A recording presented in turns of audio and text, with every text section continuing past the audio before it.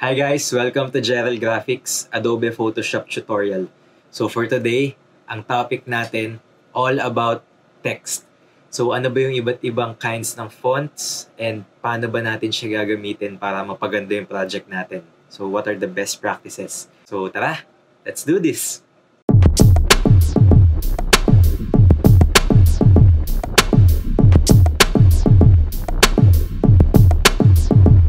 So kung mapapansin nyo dito sa project file ko, merong 3 types of fonts na normally nakikita natin sa mga posters and sa kahit anong online graphic materials. So first, meron dito yung tinatawag nating serif. So yung example na ginamit kong font is yung Times. So sobrang pareho lang niya with Times New Roman. So may konting ano lang sila.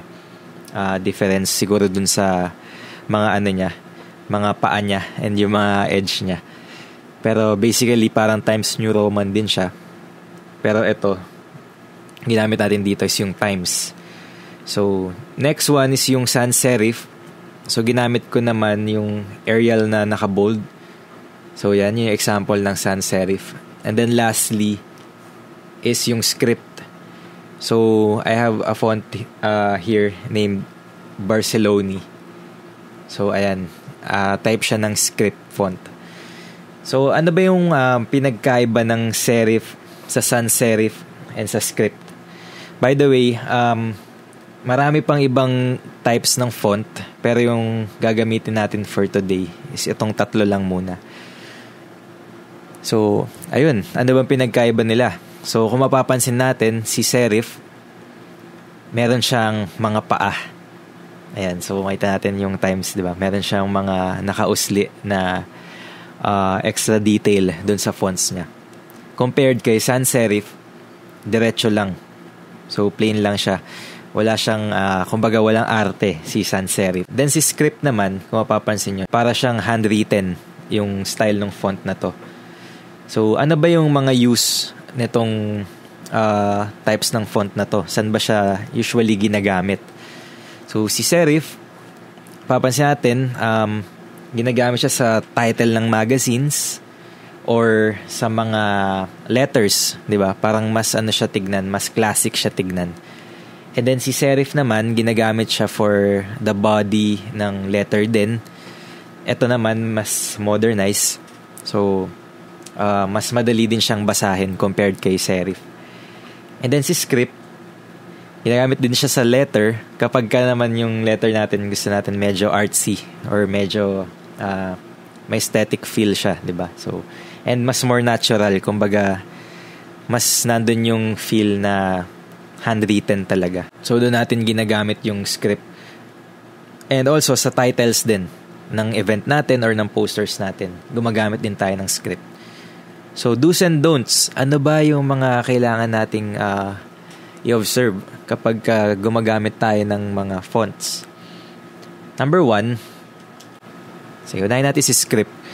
So, number 1 na wag nyong gagawin kapag gumagamit kayo ng font na script is yung i-all caps or naka-uppercase lahat ng text. Kasi magiging ganito yung itsura niya.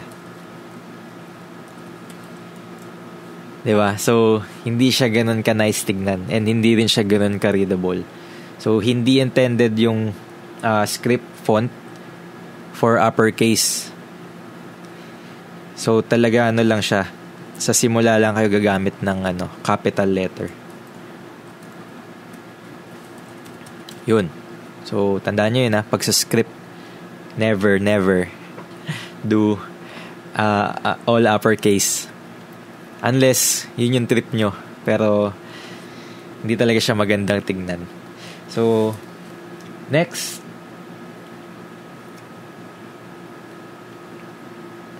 So, si serif, very flexible naman siya. So, pwede siyang naka-all caps. Pwede rin siyang naka-uppercase lang is yung first character. Parang ganyan. So, maganda pa din siya tignan. And same goes with sans serif. There. So, sige, hide muna natin sila. And then now, ano ba yung mga magandang combinations pag gumagamit tayo ng fonts? So, mapapansin nyo sa mga posters minsan, yung main title niya, meron siya laging subtitle to support kung ano ba yung context nung title or ano ba yung context nung event nung na kino-communicate ng poster natin. So, one good example is yung paggamit natin ng sans serif.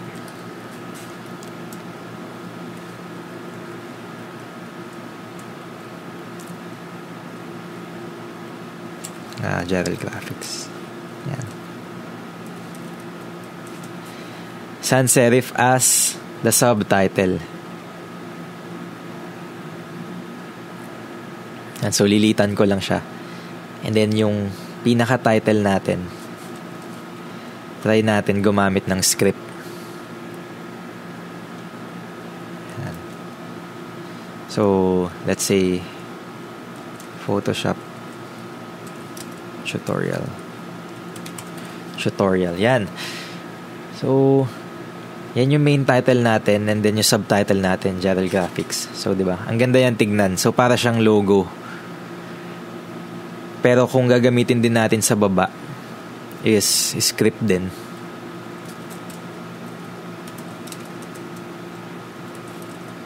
Hindi siya ganoon ka-nice tignan. So, parang walang contrast. Kaya maganda din na nagpa-partner tayo ng fonts. And I suggest kapag ka may poster materials kayo, i-limit nyo lang sa 2 font yung gagamitin nyo. Kasi hindi rin maganda tingnan pag maraming font yung ginagamit nyo sa isang poster or sa isang material. So, there. Pwede rin natin try si serif na siya yung title. Photoshop tutorial or all caps natin.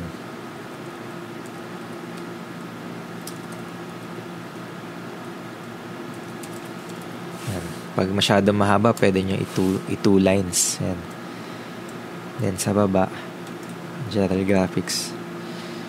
Or pwede ako ditong gumamit ng sans serif. Yan. Jarel Graphics.